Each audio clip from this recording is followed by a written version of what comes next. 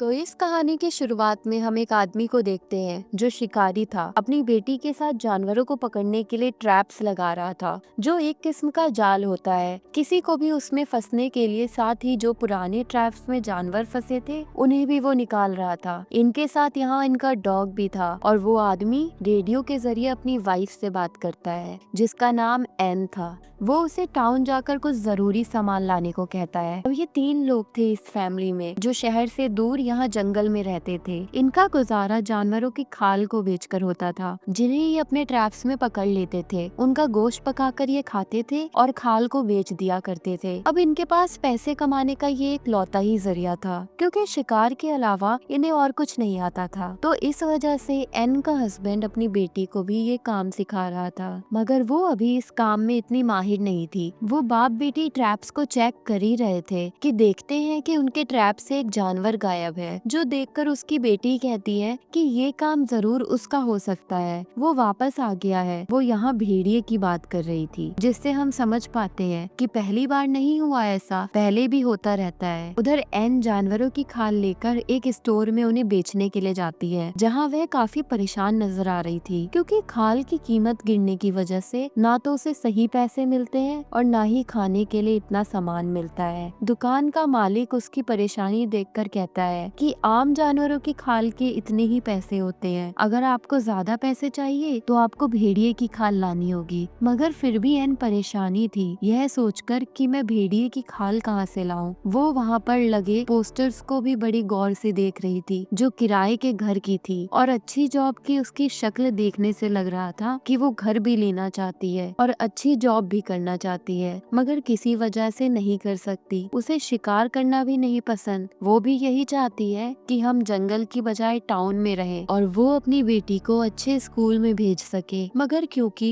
उनके पास इतने पैसे नहीं थे इसलिए वो घर वापस आ जाती है। घर पर एन का हस्बैंड अपनी बेटी को खाल निकालना सिखा रहा था, जबकि एन सबके लिए खाना बना रही थी। रात को खाने के वक्त भी सबका इमोट खराब था क्योंकि पैसे ना होने की वजह से खाने को ठीक से कुछ था ही नहीं। और जब एन की बेटी यह बताती है कि हमारा शिकार क्या जानवर भेड़िया ले गया, तो ये सुनकर एन को अपने हस्बैंड पर काफी गुस्सा आने लगता है क्योंकि उसने एन को ये बात नहीं बताई थी। वो अपने हस्बैंड को कहती है कि इस भेड़ का कुछ करे वरना हम भूखे मर जाएंगे। फिर अपनी बेटी को अंदर भेजकर एन दोबारा से अपने हस्बैंड से बहस करने लगती है। उसका हस्बैंड कहता है कि भेड़िए लड़कियों को शौक से खाना पसंद करते हैं, तो जरूर वो तो या किसी लड़की को देखकर या फिर किसी जानवर को देखकर आया होगा। मगर एन कहती है कि मेरे हिसाब से वो हम लोगों और हमारी फैमिली की वजह से यहाँ आया है। उसे पता है यहाँ फंसा फंसाया शिकार मिल जाएगा और मेहनत भी नहीं करनी पड़ेगी। आगे वो कहती है कि मैं पुलिस स्टेशन जाकर उसकी रिपोर्ट करना चाहती हूँ, मगर उसका हस्बैंड मना कर देता है, ये कहते हुए कि नहीं, तुम फिक्र मत करो, कल सुबह मैं खुद ही उसे पकड़ लूंगा। मगर ये सिर्फ एक लौती टेंशन नहीं थी। एन उसे वही एड का पोस्टर दिखाते हुए कहती है कि ऐसे कब तक गुजारा चलेगा, मैं ऐसा करती हूँ कि किसी अच्छी सी जगह पर जॉब करके पैसे कमा लेती हूँ, फिर हमारा अच्छा गुजारा हो जाएगा। मगर उसका हस्बैंड मना कर देता है, वह कहते हुए कि शिकार के अलावा हम कुछ नहीं कर सकते और हमें आता भी कुछ नहीं है। इसके बाद ये दोनों बाहर आ जाते हैं और जहाँ भी एन अपने हस्बैंड को समझाने लगती है कि देखो आप अपनी बेटी के लिए कुछ नहीं सोच रहे, ये जिंदगी आपने चुनी है, आपकी वजह से मैंने चुनी है, मगर हमारी बेटी की कोई चॉइस नहीं मिली। जिसे वो चुनती, वो जो करना चाहती है उसे करने दीजिए। उसे इसी वक्त पढ़ाई की टेंशन होनी चाहिए, ना कि जानवर की, भेड़ियों की। ये कोई समझदारी तो नहीं, मगर ना समझाने के बाद भी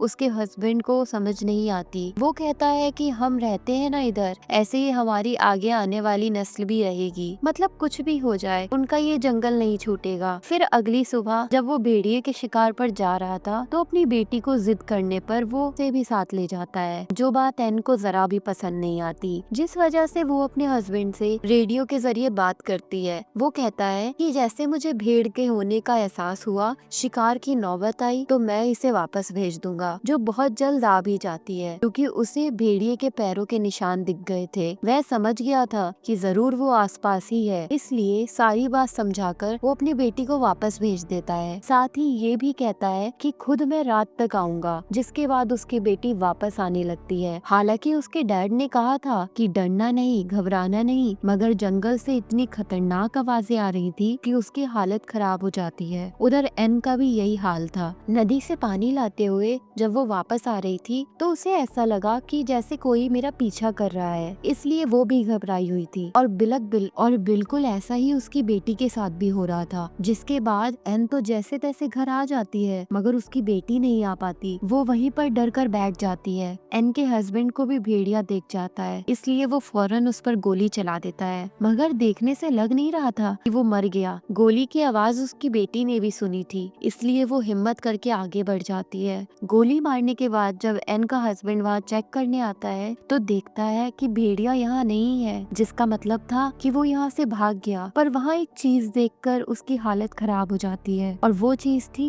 एक लड़की का कटा हुआ हाथ, जिसे वो भेड़िया खा रहा था। अब सड़क पार करके जंगल की दूसरी तरफ आकर वो आगे बढ़ने लगता है। जहाँ का नजारा देखकर तो एकदम वो दंग रह जाता है। काफी घबरा गया था क्योंकि वहाँ लड़कियों की कटी हुई लाशें थी, जिन्हें बड़ी बेरहमी से काटकर एक गोल दायरे की तरह रखा गया था, जो जाहिर है भेड़िए का काम तो नहीं हो सकता। जिससे वो समझ जाता है कि जंगल में भेड़िए के अलावा एक कातिल भी घूम रहा है जो ये सब कर रहा है, यानी लड़कियों को ऐसे तरीके से मार रहा है। देखकर वो एकदम घबरा गया था कि अब मेरी फैमिली को भी खतरा है, क्योंकि 2 औरतें तो उसके घर में भी मौजूद थी। भेड़िए को तो वो संभाल लेगा, मगर इस खतरनाक कातिल से निपटना आसान नहीं होगा। घर आकर वो चुपचाप बैठा इसी बारे में ही सोच रहा था। उसकी नींद और भूख तो जैसे उड़ चुकी थी। घर पर उसने कुछ भी नहीं बताया ताकि उसकी फैमिली डर ना जाए, और अब वो खुद ही कुछ करेगा अपनी फैमिली की हिफाजत करने के लिए। अगले दिन जब एन की आँख खुलती है तो उसका हस्बैंड गायब था, क्योंकि वो दोबारा उसी जगह पर पहुंच गया था जहां उसने लड़कियों की लाशें देखी थी। उसने दरअसल एन को बता दिया होता है कि भेड़ियों को ढूंढने के लिए अगर मुझे पूरी रात भी रुकना पड़े तो मैं रुकूंगा, तो मेरी फिक्र मत करना। पर असल में ये भेड़िए को नहीं बल्कि ढूंढ रहा था कातिल को। एन और उसकी बेटी जब नदी किनारे थी तो उसकी बेटी देखती है कि यहाँ मेरा डॉग नहीं है, इसलिए उसे ढूंढने चली जाती है। मगर तभी उसके सामने वही भेड़िया आ जाता है जो इनकी तरफ बढ़ने लगता है, और उसे देखकर एन जोर से चिल्लाने लगती है, क्योंकि उसके दिमाग में सबसे पहले यही आइडिया आया था और उसका ये आइडिया कामयाब भी रहता है, क्योंकि भेड़िया वहाँ से भाग गया था और अब ये दोनों माँ बेटी बगैर टाइम लिए फौरन अपने घर आ जाती हैं। पर क्योंकि उनका डॉग तो बाहर ही रह गया था, इसलिए एन गन लेकर उसे ढूंढने चली जाती है, जहाँ उसे डॉग मिल तो जाता है मगर मरा हुआ, क्योंकि भेड़िए ने उसका भी काम तमाम कर दिया था, जिसकी मौत से एन को काफी दुख होता है। वो वापस आकर अपनी बेटी से झूठ बोल देती है कि अभी तो डॉग नहीं मिला, जब तुम्हारे डैड आ जाएंगे तो हम उसे ढूंढ लाएंगे। डॉग की मौत के बारे में उसने अपनी बेटी को इसलिए नहीं बताया ताकि वो डरे ना, उसे अपनी जिंदगी खतरे में ना लगे। तो अब हमें यहाँ बता दिया गया है कि इस मूवी का नाम हंटर क्यों है, क्योंकि दरअसल ये हंटर नहीं, इन्हीं शिकारी फैमिली 2 हंटर्स के बीच फंस गई है, जिन दोनों से ही इन्हें अपनी जान का खतरा है। एक तो है भेड़िया और दूसरा है वो कातिल। खैर अब ऐसे ही सुबह हो जाती है, मगर एन का हस्बैंड ना खुद वापस आया और ना ही उसका कोई फोन आया। दोनों माँ बेटी फिर अपने ट्रैप्स को चेक करने जाती हैं, जहाँ आज भी इनका एक शिकार गायब था। वहाँ एन को एक अंगूठी मिली थी, जो देख एकदम वो कांप जाती है, क्योंकि जरूर ये उसी लड़की की होगी जिसे भेड़िए ने खाया है। इसलिए वो सीधा चली जाती है पुलिस स्टेशन और वहाँ पे उसके खिलाफ रिपोर्ट करने, ताकि उसे पकड़ा जाए। इधर पुलिस ऑफिसर्स के बॉस एक बालों की लाश को लेकर जो पुलिस स्टेशन वापस आ रहे थे, तो उन्हें रास्ते में एक खाली गाड़ी दिखती है, जिसे पहले तो वो गौर से देखते हैं, मगर उस पर ज्यादा ध्यान न देते हुए वो पुलिस स्टेशन आ जाते हैं, जहाँ एन पहले से ही मौजूद थी। एन उन्हें सारी बात बता देती है, जिस पर वो कहती है कि कुछ नहीं हो सकता, क्योंकि आपका एरिया हमारे अंडर नहीं आता। साथ ही हम भेड़ को भी नहीं पकड़ सकते, क्योंकि उसकी कोई गलती है ही नहीं। वो कोई इंसान थोड़ी है, वो जानवर है, उसे कोई समझ नहीं है। वो तो वही कर रहा है जो उसकी आदत है, जो वो हमेशा से ही करता आया है। जंगल में आप रहते हैं, शिकार आप करते हैं, तो 100% गलती आपकी ही है, ना कि भेड़िए की।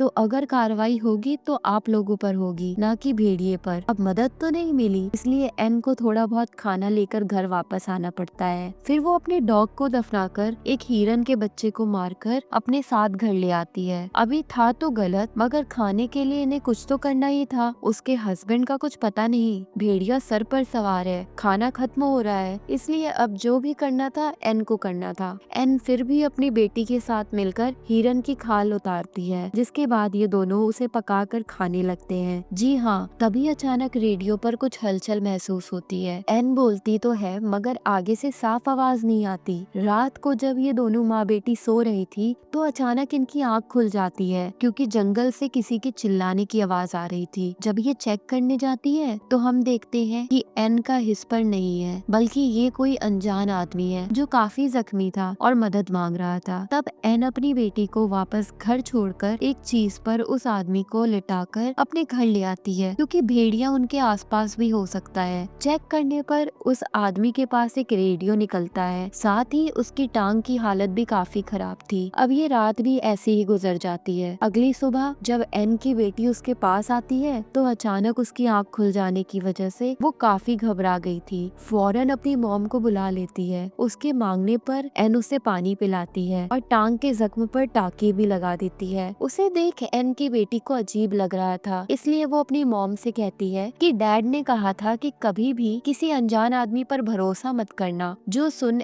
एन कहती है, देखो इसकी हालत वो कितनी जख्मी है, और अगर तुम्हारे डैड इधर होते तो वो भी इसकी मदद जरूर करते। उधर बॉस दोबारा से पुलिस स्टेशन आ रहा था तो उसे वो गाड़ी फिर से वही खड़ी हुई दिखती है, जिससे वो समझ गया था कि पिछले 2 दिन से ये गाड़ी इधर ही खड़ी है। वो अपनी गाड़ी से उतरकर आसपास देखने लगता है और जब उसे कोई भी दिखाई नहीं देता तो उस गाड़ी का नंबर ही नोट कर लेता है। फिर जब वो आदमी जागता है तो अपना नाम बताता है कि मेरा नाम लू है। ना उससे पूछती है कि इस जंगल में ज्यादा लोग नहीं आते तो तुम इधर क्या कर रहे थे। इस पर लू बताता है कि यही तो मेरी खासियत है, असल में मैं इस जंगल की तस्वीरें लेने आया था, मगर रास्ते में ही मेरी गाड़ी खराब हो गई तो मैं पैदल ही जंगल में आगे बढ़ गया, जहाँ किसी ने मुझ पर हमला कर दिया, जो शायद भेड़िया हो सकता है क्योंकि मैंने उसे देखा नहीं, और वो गाड़ी जो इतने दिनों से खड़ी है वो मेरी ही है। अब उसकी हालत इतनी खराब थी कि उसे हॉस्पिटल ले जाने की जरूरत थी, मगर भेड़िए के होते ये नहीं जा सकती, क्योंकि अगर भेड़िया वहाँ हुआ तो ये भाग नहीं पाएंगे। खैर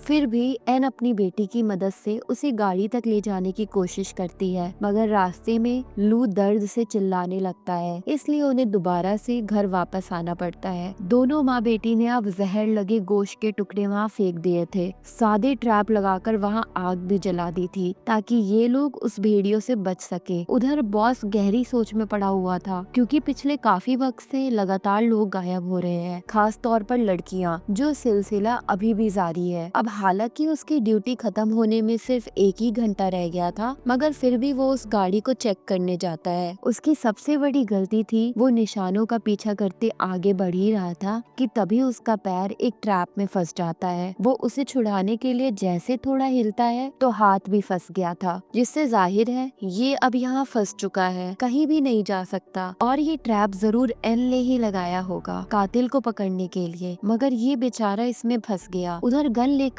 एन पूरी तरह चौकन्नी खड़ी थी, मगर पूरी रात बीत जाने के बाद भी ना तो उसका हस्बैंड वापस आया और ना ही भेड़िया पुलिस स्टेशन में जब एक ऑफिसर आती है तो वो उसकी वाइफ का वॉइस मैसेज सुनती है, जिसमें वो कह रही थी कि बॉस कल रात घर वापस नहीं आए। अब ये ऑफिसर रेडियो के जरिए उनसे बात करने की कोशिश करती है, मगर वो कोई जवाब नहीं देती, इसलिए अब वो भी उसी जगह के लिए निकल जाती है। उधर एन को भी अपने हस्बैंड की फिक्र होने लगती है, इसलिए वो नक्शा लेकर अपने हस्बैंड को ढूंढने के लिए निकल जाती है। उसे एक ट्रैप में खरगोश फंसा मिलता है, इसे ना चाहते हुए भी इसे मारना ही पड़ता है। ऐसा करके वो काफी दुखी हो गई थी, क्योंकि ये इसका काम नहीं था। अब तभी रेडियो में हलचल होने लगती है, इसलिए वो दोबारा से आगे बढ़ने लगती है, जहाँ जाकर तो उसके होश ही उड़ जाते हैं, क्योंकि वहाँ पड़ी थी उसके हस्बैंड की लाश। उसे ऐसे मरा हुआ देखकर वो काफी टूट जाती है और फूट फूट कर रोने लगती है, और अब जाकर उसे सारी बात समझ आती है। उसके हस्बैंड को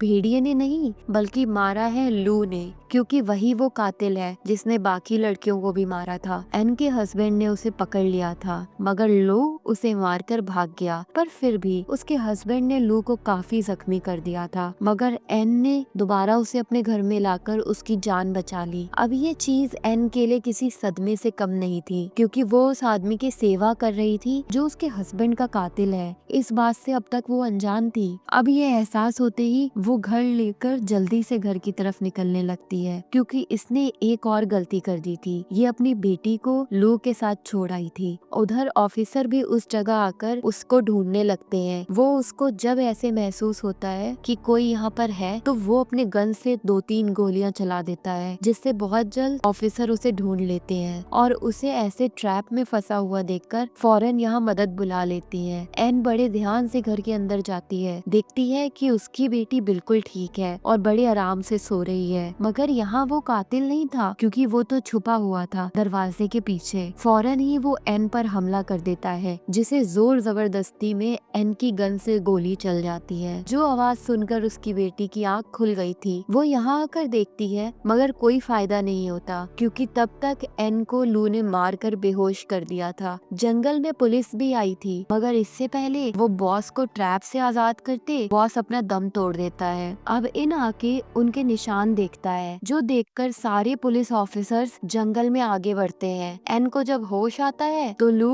उसे ट्रक की चाबी मांगता है, जिस पर वो कहती है कि एक शर्त पर पहले बताओ कि मेरी बेटी कहाँ है। इस बात का तो वो कोई जवाब नहीं देता, मगर कहता है कि ऐसा कभी भी नहीं होता अगर तुम्हारा हस्बैंड अपने काम से काम रखता और बीच में ना आता। अपना राज छुपाने के लिए पहले तुम्हारे हस्बैंड को मारा और अब मैं तुम्हें भी मार दूंगा। जिसके बाद वो अपना सारा सामान जलाकर एन के पास आकर उससे बदतमीजी करने लगता है, मगर ना मौका देखकर एक ट्रैप में उसका मुंह फंसा देती है और बाद में खुद को आजाद करके एक चीज से उस पर हमला करके उसे बेहोश कर देती है। अब अगले कमरे में जाकर एन वहाँ देखकर फूट फूट कर रोने लगती है, क्योंकि वहाँ उसकी बेटी की लाश पड़ी थी, जो हमें दिखाई नहीं जाती, जिसका मतलब था कि उस पागल कातिल ने, जो इंसान के रूप में जानवर बना हुआ था, उसने उसकी बेटी को भी मार दिया था। वो ठान लेती है कि अब मैं भी उसे नहीं छोड़ूंगी, अपने हस्बैंड और बेटी का बदला उससे लेकर रहूंगी। वो उसे रस्सी से लटकाकर उसके हेडफोन लगाकर गाने सुनने लगती है, जो करने के बाद वो लू की भी खाल उतारने लगती है, बिल्कुल किसी जानवर की तरह, क्योंकि वो भी तो किसी जानवर से कम नहीं था। कुछ ही देर में वो उसके पूरे ही जिस्म की खाल उतार देती है और आखिर में चेहरे की भी, जिससे उसका बहुत सारा खून बहने लगता है। साथ ही वो काफी भयानक भी दिख रहा था। इतनी ही देर में पुलिस भी बाहर आ चुकी थी, मगर तब तक एन ने अपना काम कर दिया था। वो उसका बदला ले चुकी थी और जल्द ही अपने साथ उसे बाहर ले आती है। जो देख पुलिस वाले काफी हैरान थे। वो उसको पुलिस वालों के पास फेंक देती है, जो देख उनके पसीने छूट जाते हैं। पुलिस अंदर जाकर चेक करती है, जहाँ लू अभी भी जिंदा था, मगर उसकी हालत बहुत खराब थी, इसलिए कुछ देर ही वो बस जिंदा रहने वाला था। उसे देखने से किसी का भी दिल हिल जाता, इतना भयानक बदसूरत दिख रहा था। वो गाने सुनते सुनते एक जगह पर बैठ जाती है और अपनी फैमिली को याद करते ही गाने बंद कर देती है, और इसी के साथ ये फिल्म इधर ही खत्म हो जाती है।